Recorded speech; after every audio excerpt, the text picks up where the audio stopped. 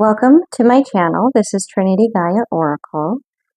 I will be doing this basic introduction at the beginning of each part of this installment, as it's been brought to my attention that I need to release this in installments.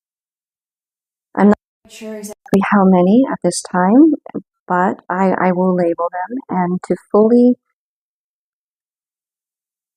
see the entire picture of the reading, to have all the information and really value like specific pieces of it, as knowing that it's a synchronicity for you, yet also understanding all of it.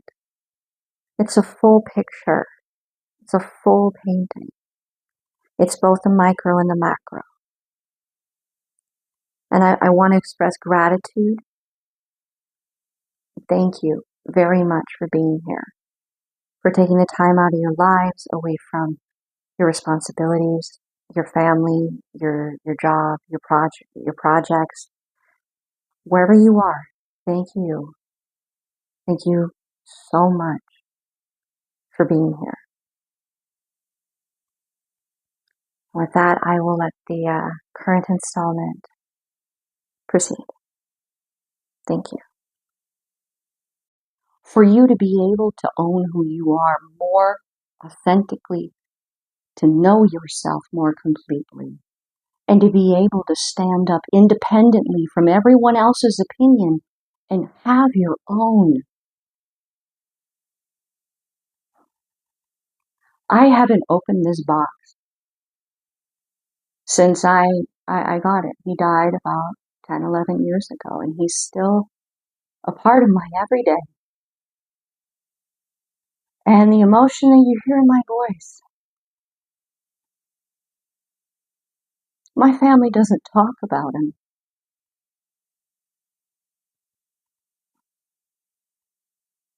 Before Iraq, he was the life of the party. He loved making sure that everyone felt welcome, at home, wanted them all to have a good time, and he would do what he needed to do to help that happen. He was the social butterfly.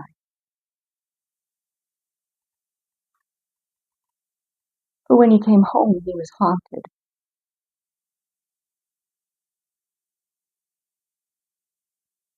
And I knew what he was feeling, because I was feeling it with him.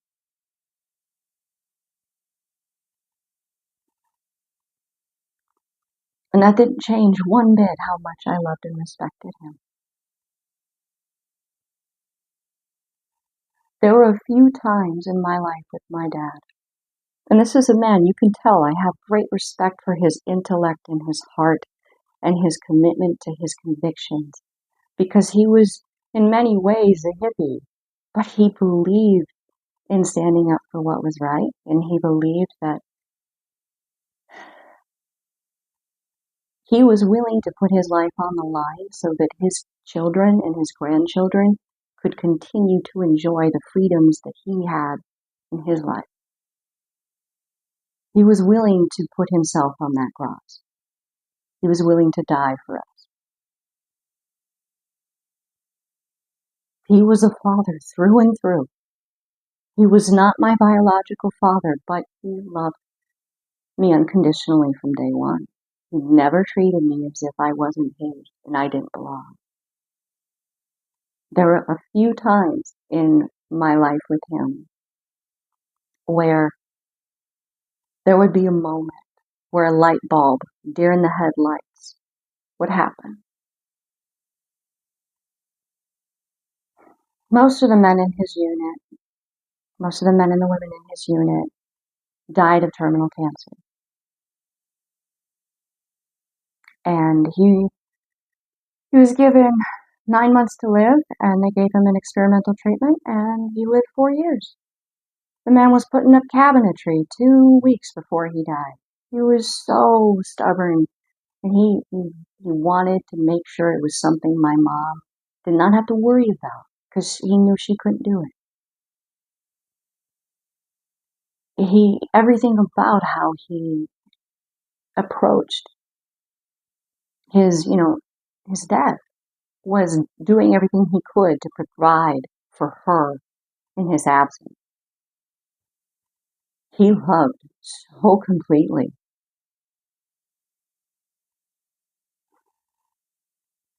And the pain, it really, it gets to a mind, a human mind. It gets to a human mind. You find yourself not able to think clearly. And he had, you know what, in what I typically do, he had a karmic feminine who he saw as a little sister, but who definitely treated him like he was her husband. And we were the outsiders. We being my mother, who is his wife at this time, and my sister and I. She would visit and treat us like we were the outsiders. There was some kind of a confrontation that had happened, and she didn't handle it well. And she wasn't able to be there because she chose not to be during his last years. And he was surrounded by family. He stopped and he turned and he looked at me. And in his eyes there was, I need to understand. This hurts. I need to understand. And he wanted to know why his daughter and his wife had chased off his friend. He was hurting. I didn't crumble under his pain. I didn't take it as a personal slight. What I saw was someone who was going, I'm in pain and I know that you can make it stop. I need your truth. Please give me your truth. I'm tired, I'm exhausted, and I'm in pain. So what I told him, and I've had these moments, and I know that I've changed a life completely. And it's because of the time that I've spent learning from every heartbreak and every individual, and my time with him. My time supporting my mother when she thought her soulmate may not come home every day. How real that pain is as an empath, feeling it with her, helping her through it.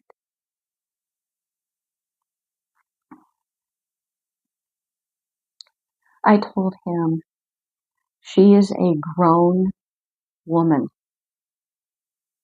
She made grown decisions, and there are grown consequences for those decisions. I am not responsible for her decisions.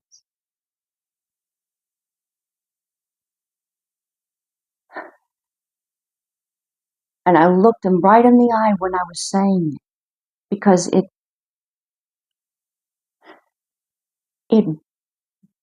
hurt to see how much she was still hurting him, because she could have chosen to make things right, but she didn't. And she didn't because she knew that it would cause him pain, and it would maybe mar the last few months and years of his life with my mom and I. She liked that.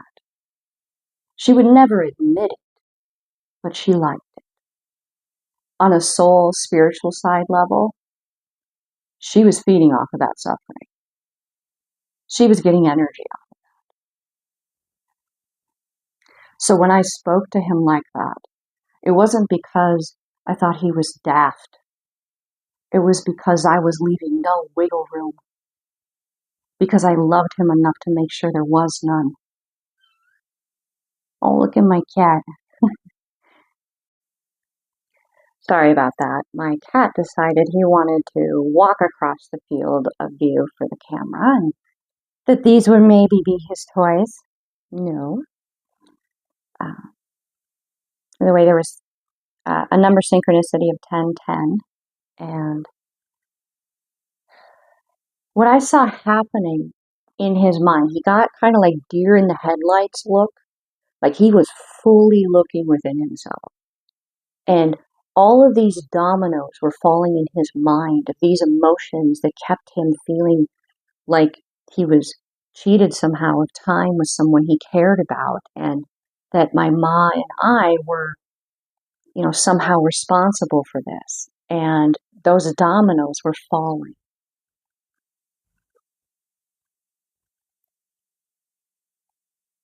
He was no longer angry. He was no longer resentful or bitter. He realized when all of those dominoes finally settled into balance and what he thought and what he felt, given that truth that was delivered in such a way that it wasn't, ambiguous in any way, shape, or form,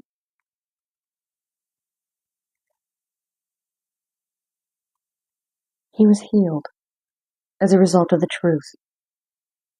And he could ask me for that truth, knowing that it was possible that we would not see eye to eye. And he could have blown up and gotten real angry, because people, when they're in chronic pain like that, they get angry easily. They can't help it. When you're in pain all the time, you're going to have a shorter fuse. And when that happens, it inspired compassion, but every now and then it'd be like, dude, you need to simmer down. That's my ma you're talking to. But I let her handle it, because that was their relationship, it wasn't mine. I could give him the stink eye and be like, look, buddy, but any more than that, I'd get in trouble with her too.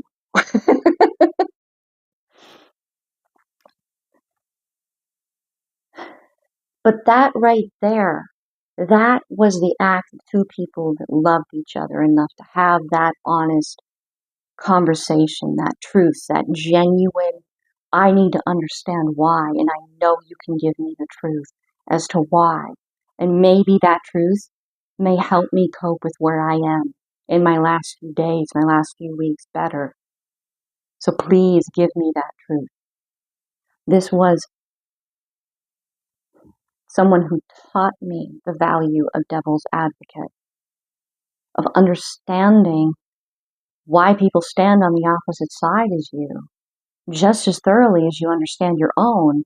And as you're going through the process of understanding thoroughly both sides, you become more concrete in what you do believe and why, and you can point to the reasons.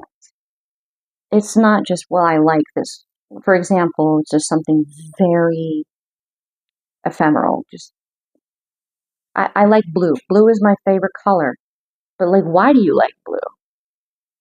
Why don't you like red? Like going into all of that. And it's not lost on me why those two colors came through, because I could have picked any color. I mean, yes, there's somewhat of the subconscious presence of blue and red here, but why didn't I say white? There's a lot of white here. There's a lot of black as well. Because we are of both sides. And a lot of times as a culture, we are at each other's throats to some extent on certain things.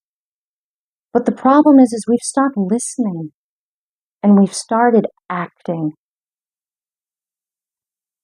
If you can debate a topic as passionately as you possibly can, with as much facts, and never resort to violence, that is an advanced society. That is a society that I was raised to believe I belonged to.